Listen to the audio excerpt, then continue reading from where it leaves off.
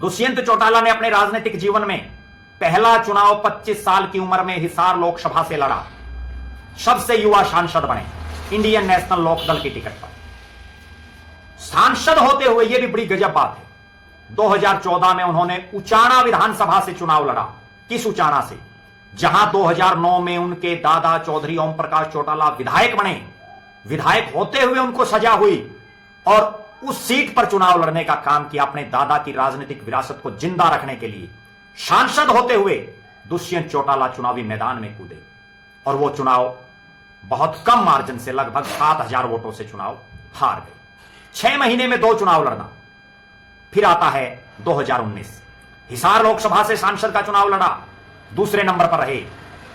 2019 में विधानसभा का चुनाव उन्होंने फिर उसी उचाना की सीट से लड़ा जहां वो 7,000 वोटों से हारे, अपने दादा चौधरी ओम प्रकाश चौटाला की सीट पर।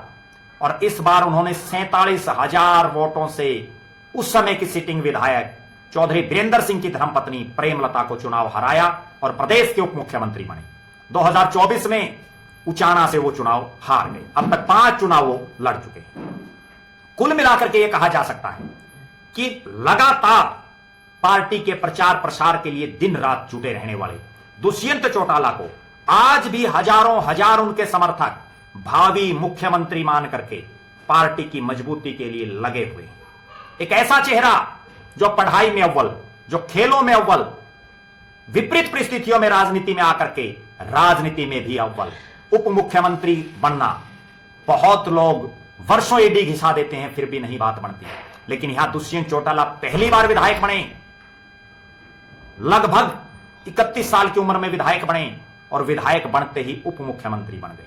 अपने आप में बहुत बड़ी बात है। आप दर्शकों की क्या राय है दुष्यंत चौटाला को लेकर के, जो फिलहाल जेजेपी के वरिष्ठ नेताओं में शामिल हैं, प्रदेश के कोने कोने में जाते हैं, जेजेपी को हरियाणा ही नहीं राजस्थान, दिल्ली, उत्तर प्रदेश जैसे राज्यों में खड़ा करने का काम दुष्यंत चौटाला कर रहे हैं।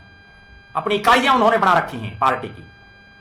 आप दर्शकों की क्या राय है दुष्यंत चौटाला के राजनीतिक भविष्य को लेकर? आप क्या मानते हैं कि दुष्यंत चौटाला की राजनीतिक डगर आगे कहां जाने वाली है?